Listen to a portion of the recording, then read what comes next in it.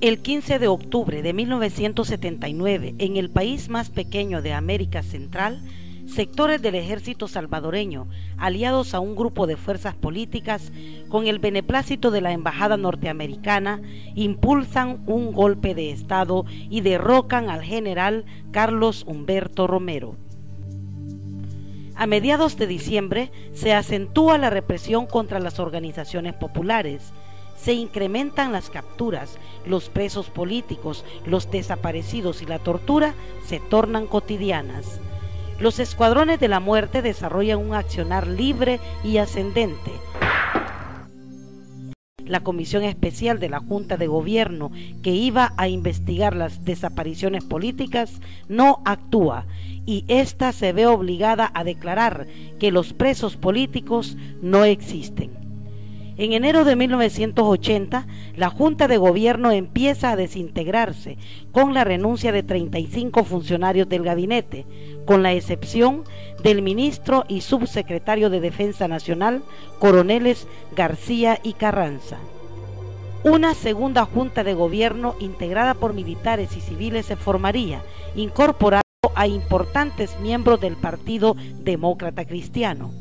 Curioso es señalar que los demócratas cristianos, integrantes de la primera Junta de Gobierno e incluso Dada Iresi de la segunda Junta, saldrían al exilio, mientras otros demócratas cristianos como el doctor José Antonio Morales Ehrlich y José Napoleón Duarte se aliarían con los militares más retrógrados y avalan el baño de sangre que sufre el país. Pese a la fuerte represión, diversos sectores de la sociedad fueron organizándose y luchando por cambios sociales y políticos, en cuenta sectores importantes de la Iglesia. Fuimos comprendiendo dónde se encontraban las raíces de todos estos problemas. Se encuentra en el sistema. El problema de la pobreza en El Salvador es el problema de la riqueza en El Salvador. Aquí hay tanta pobreza porque hay una minoría de ricos que controlan todo. En 1982 nosotros recibimos un llamado de personas que se encontraban entre dos fuegos, entre el FMLN y el gobierno. Al final, después de mucha reflexión y oración, decidimos ir al auxilio de estas personas que estaban así prisioneras, pues, o sea, no podían salir, era comunidad que se encontraba pues, en una situación muy difícil. Eso nos modificó profundamente la visión, la estructura, el rumbo de la iglesia. Empezamos a trabajar con otras iglesias, fuimos a la búsqueda de la Iglesia Católica Romana, de la Iglesia Episcopal, de la Iglesia Bautista de Manuel, para ver qué acciones podíamos hacer de manera coordinada para humanizar el conflicto y para socorrer a las miles de personas que se encontraban desplazadas o que tenían que huir del país como resultado del conflicto armado. El aporte de los jesuitas a El Salvador creo que se edifica sobre tres elementos importantes, ¿verdad? Se construye el aporte sobre una educación de calidad, sobre una conciencia de la realidad social y también sobre un testimonio de acompañamiento a los sectores más empobrecidos del país. El padre Rutilio Grande fue asesinado precisamente por estar entre los campesinos. El 89 asesinaron a los 6 jesuitas y a las 2 trabajadoras que vivían con ellos. Dentro de este aporte general, los jesuitas asesinados de la UCA creo que hicieron un enorme aporte al proceso de paz. El conflicto social, que duró más de 10 años, experimentó las más variadas técnicas de guerra contrainsurgente aplicadas por los Estados Unidos en Vietnam. Con el gobierno de José Napoleón Duarte, la represión fue en ascenso. Las desapariciones, los asesinatos y las masacres golpearon al movimiento popular. Estábamos allí en la casa, pues, desayunando, cuando llegaron la Fuerza Armada, pues, 2 carros de comandos a sacármela, pues, allí de la casa, pues. Yo me les puse, pues, de que no me la fueran a sacar, porque les dije yo que ya no debía nada, pues, va. Me dijeron, vieja, quítese de ahí, porque, pues sí, porque la vamos a llevar, pues, ¿y por qué? Les dije yo.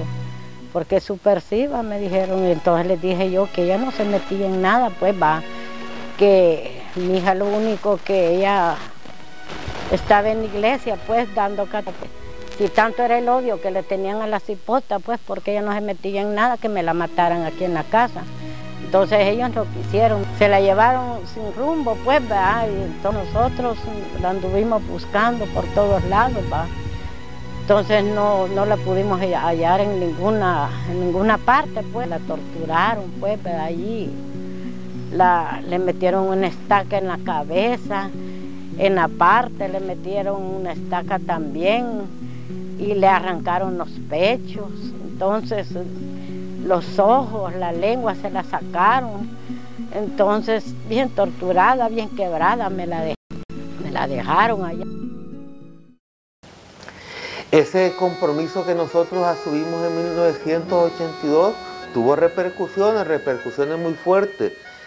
Nosotros dejamos de ser una iglesia pequeña e irrelevante para convertirnos en una iglesia pequeña con una voz profética.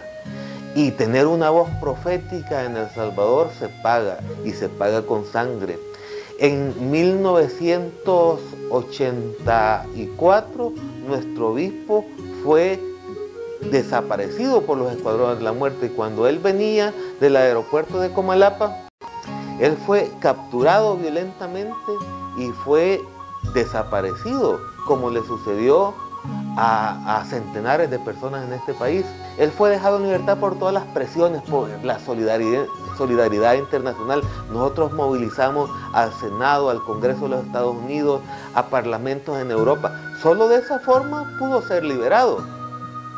Él fue torturado mientras estuvo capturado.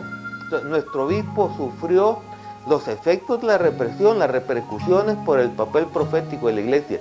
También tenemos el caso del reverendo David Fernández. En esa misma fecha, año 84, él fue capturado en San Miguel por efectivo de la Tercera Brigada de Infantería. Fue asesinado de una manera muy brutal, ¿no? Torturándolo, quitándole partes de su cuerpo, y se le puso una camisa sucia que decía: aquí murió el comunismo en El Salvador. Al interior de nuestra iglesia, hermanos preocupados por la situación de nuestro pueblo, desde sus trabajos, desde sus quehaceres, se incorporaron a la lucha del pueblo, y en esa incorporación, siendo miembros de la iglesia, encontraron la represión, la muerte. Precisamente un primer mártir es el hermano José Rafael Cárcamo Enríquez. Puedo mencionar igualmente a Alicia Méndez, a otros compañeros pastores, muy amigos de esta iglesia, pero que servían en otras congregaciones bautistas, el hermano Miguel Portillo en Aguachapán, en Tacuba, y el hermano Salvador Rodríguez en Chapeltique, San Miguel. Y también tenemos el recuerdo triste, pero también de esperanza, del martirio de María Cristina Gómez, asesinada el 5 de abril de 1989, secuestrada de la escuela John F. Kennedy en Santa Lucía, y 2 horas más tarde tirado su cuerpo en el cementerio de Antiguo Cuscatlán. Y como bien lo han dicho nuestros hermanos en la comunidad de la Compañía de Jesús, no se puede ser discípulo de Jesús, se puede trabajar por la justicia sin pagar un precio. Tanto la Junta de Gobierno, el periodo del ingeniero José Napoleón Duarte del PDC, como el gobierno de Alfredo Cristiani del Partido Arena y los escuadrones de la muerte, fundados por el mayor retirado Roberto Dawison, efectuaron una serie de asesinatos selectivos que hasta ahora han quedado en la impunidad. Tal es el caso de los sacerdotes Rutilio Grande, Rafael Palacios, Monseñor Óscar Arnulfo Romero, los sacerdotes jesuitas y sus 2 empleadas, las religiosas de la Orden Merignol y otros. El día 2 de diciembre de 1980 fueron detenidas las religiosas Merignol, Ita Ford, Maura Clark, Dorothy Castle y Jean Doban. Cuando regresaban de Nicaragua, fueron llevadas a un lugar aislado y asesinadas a balazos. De este crimen, planeado de antemano, tuvieron conocimiento el entonces coronel Carlos Eugenio Vides Casanova, el teniente coronel Óscar Edgardo Casanova Béjar, el coronel Roberto Monterrosa, el mayor Lisandro Cepeda Velasco y el sargento Dagoberto Martínez. El ministro de Defensa, José Guillermo García, y el presidente de la República, el ingeniero José Napoleón Duarte, no hicieron esfuerzos para investigar a fondo el crimen.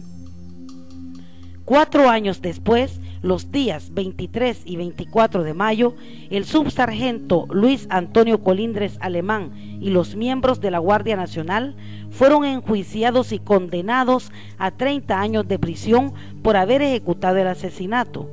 A los autores intelectuales no se les investigó ni se les ha juzgado hasta ahora.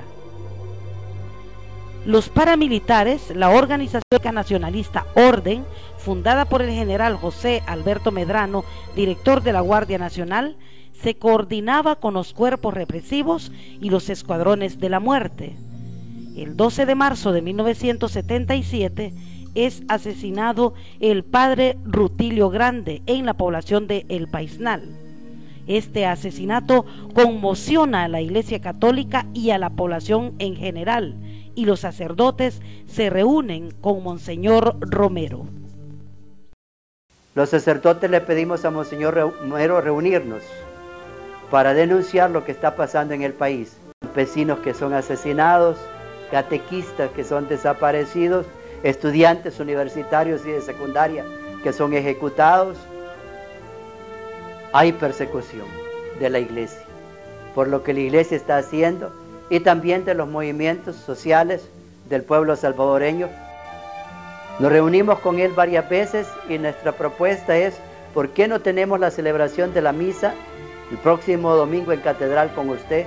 Todas las parroquias, 136 parroquias del San Salvador, de la Arquidiócesis de San Salvador. Votamos, primera vez que se nos permite votar dentro de la iglesia, y ganamos. 99% en favor de que se tenga la misa.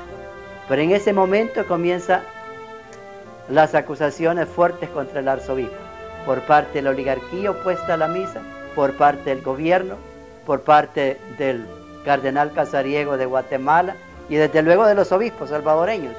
Ahí estaba Álvarez, que era capellán del ejército, ahí estaba el obispo de San Vicente, que era extremadamente conservador y duro, y así los demás. El único que lo apoyaba era Monseñor Rosa Chávez, que era un hombre diferente. Es en ese momento que Monseñor cambia, porque Monseñor decide primero el sábado ante Jesús y luego el domingo ante el pueblo convertirse a nuestro pueblo, correr los riesgos de un profeta. Monseñor se convierte en el profeta que nosotros necesitábamos para El Salvador. Y desde entonces, Monseñor se dedica a su pueblo por 4 años hasta que el 24 de marzo de 1980 es asesinado. Dabuizón se reúne con unos cuantos militares, el mayor Dabuizón, que fue el fundador de Arena. Los areneros tienen de fundador a un asesino de un obispo y de nuestro pueblo.